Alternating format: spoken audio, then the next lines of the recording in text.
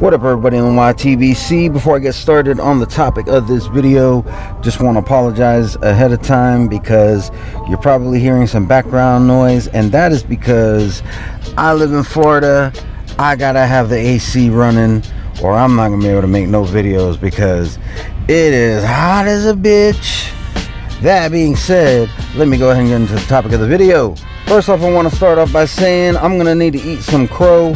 I never put out an official prediction for this fight, and I could very easily just say, oh well, I knew Ugas was gonna win, but I'd be capping. Alright, and anybody who does enough digging will be able to find me on some other people's lives saying that I think that Manny Pacquiao would win, and obviously I was wrong.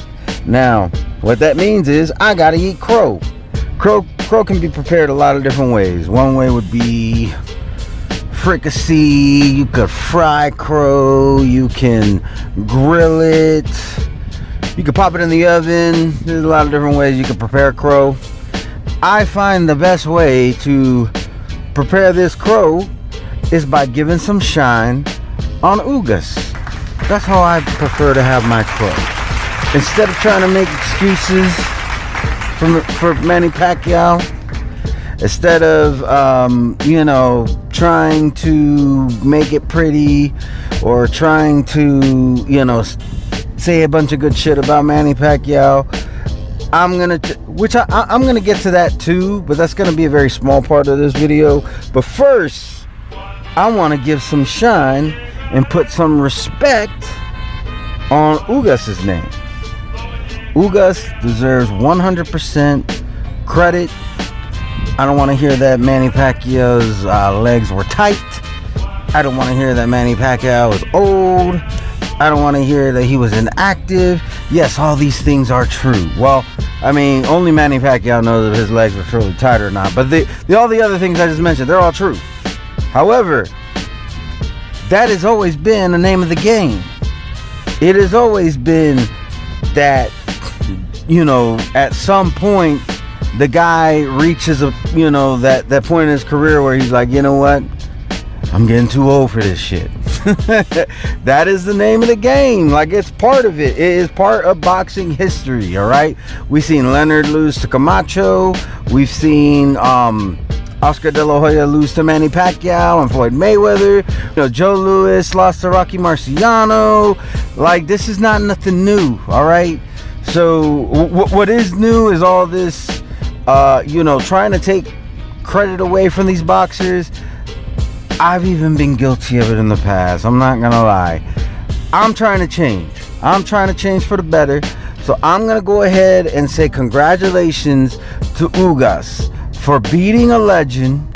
There are no excuses. All right. If Manny Pacquiao's legs were tight, hey, I don't know, maybe get your wife to loosen them up. I don't know. I don't know what to say about that. That's not Ugas' fault. All right. He just goes in there and fights the guy who's in front of him. It's not his fault if the guy is old, if the guy wasn't ready, if he didn't prepare properly. Most of his camp was a fat camp. All that stuff is completely not his fault. Now, I'm not saying any of those were the case with Manny Pacquiao. I'm just saying I'm not gonna take away any credit. So full credit and respect to Ugas. The night of August 21st, 2021 was Ugas' night.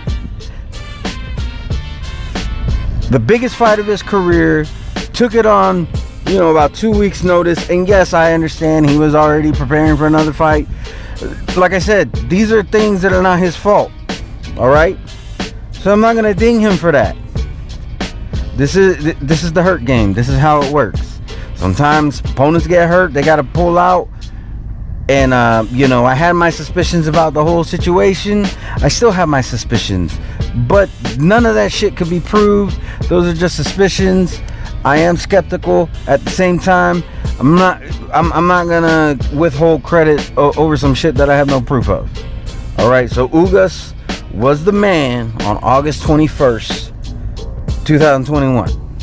Where does Ugas go from here? It is hard to say because I'm all about undisputed. That's what I want to see at every division. We are talking about 147 pounds. Where does Ugas go from here? Right off the bat, I want to say Spence, just because that would be quote unquote an easy fight to make. And I say quote unquote because with the PBC, sometimes they're willing to unify, sometimes they're not. But here's the thing. Spence, he's out. He's out of commission. We're thinking he is out of commission anywhere from a year. Well, I'm thinking. I'm not going to speak for anybody else. I'm thinking he is out of commission for somewhere between a year and the rest of his life. All right? The rest of eternity. Just keeping it real. The tax retina ain't something to fuck with. It just ain't.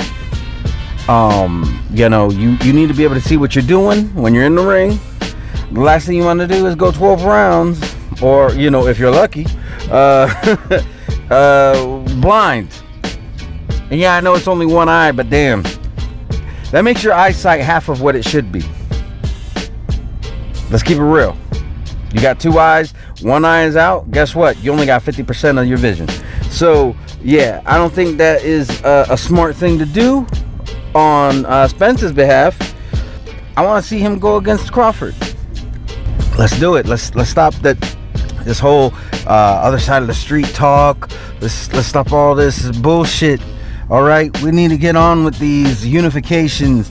You have so much talent at this division, and yet it is so difficult to get a unification going on. What the fuck is up with that? These guys should be fighting each other, all of them, all right?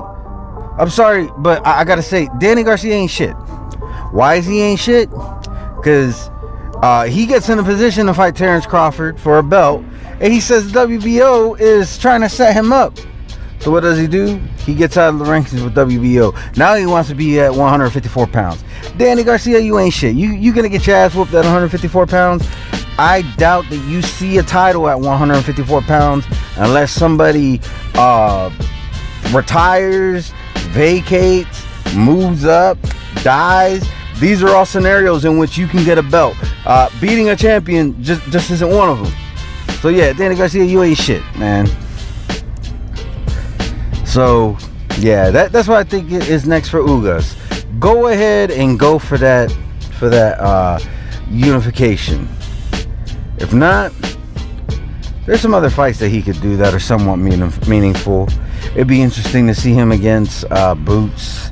It'd be interesting to see him against Ortiz, not Victor Ortiz, Virgil Ortiz. All right, we got to clarify. Too many V Ortizes in the division.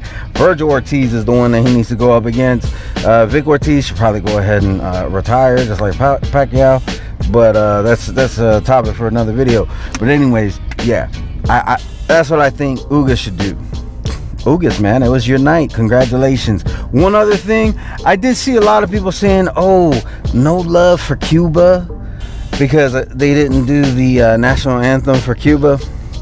Let me talk on that just real quick, all right? Because I live in a place where there's more Cubans than there are in Cuba, all right? Let me explain something to you.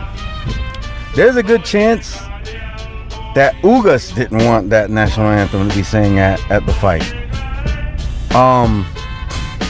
You will probably never see the Cuban national anthem played or performed at any sporting event, not just boxing, any sporting event, unless something happens with the government in Cuba, and more than likely they had to change their national anthem at that point. If the government over there is real fucked up, it's a real tyrannical government. Over there, it's illegal to go pro in any sport.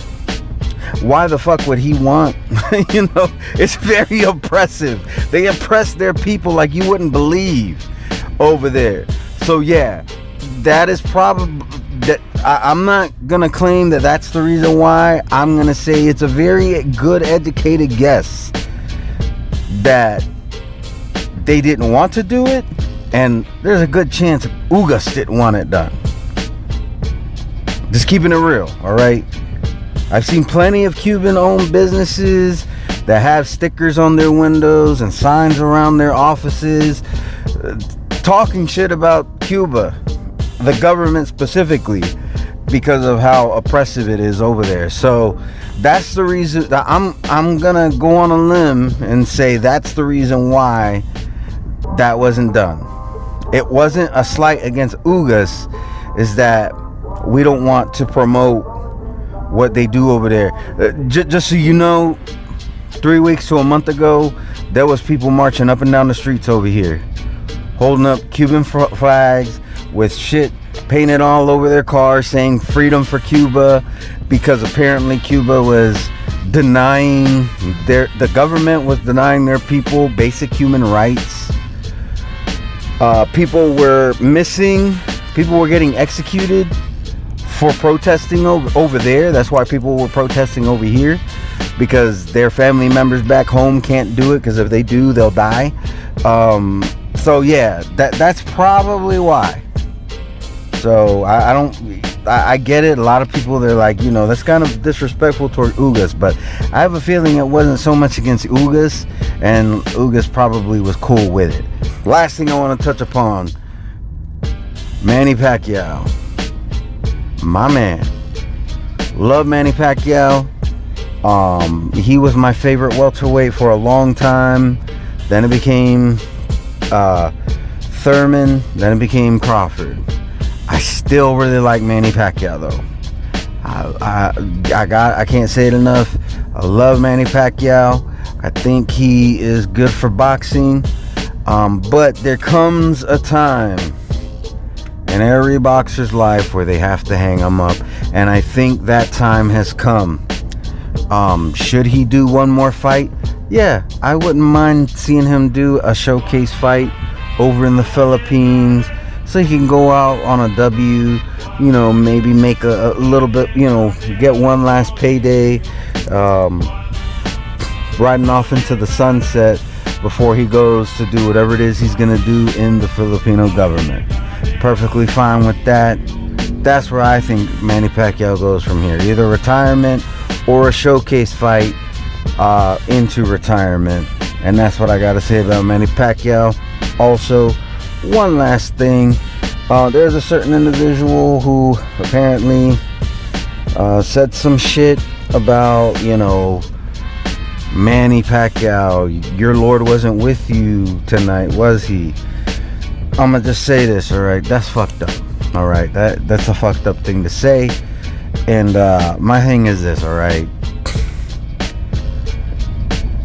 The best thing to do when it comes to sports, just in general, not just boxing, just sports in general, leave religion out of it. Leave politics out of it too. Like, that's the best thing you could do. All right. Now I get it. Sometimes, especially in boxing, politics comes into it, but that's boxing politics. When I say politics, I'm talking about, you know, fucking the presidency, Congress. In my opinion, that shit should be left out of it. All right.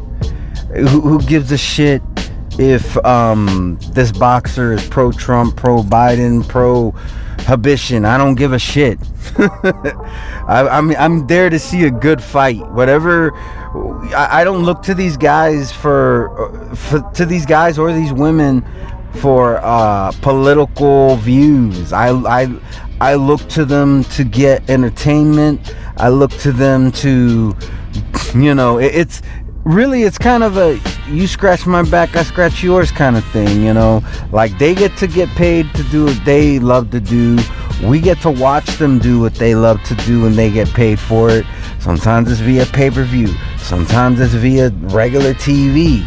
I mean, it comes in different forms. Sometimes it's via subscription. All right.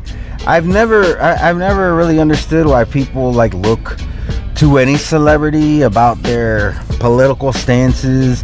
Apparently, Chris Pratt, people want to cancel him because he doesn't support Biden. Like, all right, so he doesn't like Biden.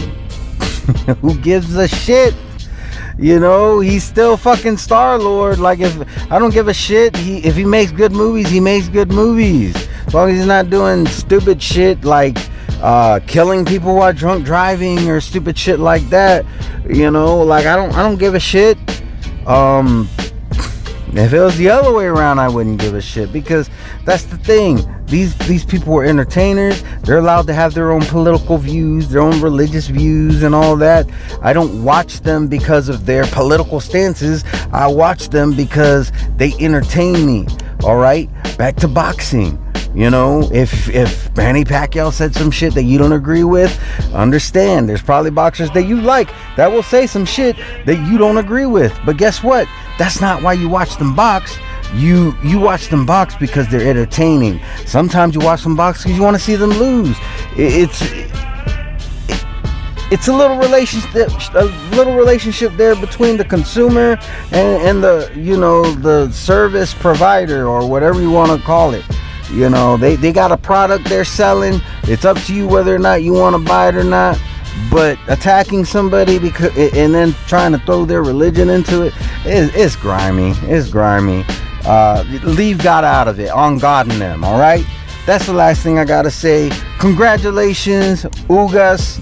You did it. You're the man. You made me eat crow, and I'm not gonna make no excuses. No excuses. No mas. No mas. All right. You get all the last night, or I should say, well, I'm uploading this on the 23rd. So the 21st, that was a glorious night for you. That is for you and your family to enjoy, to look back upon and say, that was the night I beat a legend. I beat a legend on that night. And depending on what you do from here on out, could make you a legend, all right? So, big round of applause for Ugas. For my subscribers, anybody watching my videos, or if you just so happen to stumble upon this video, hope you all have a wonderful and blessed day. Peace.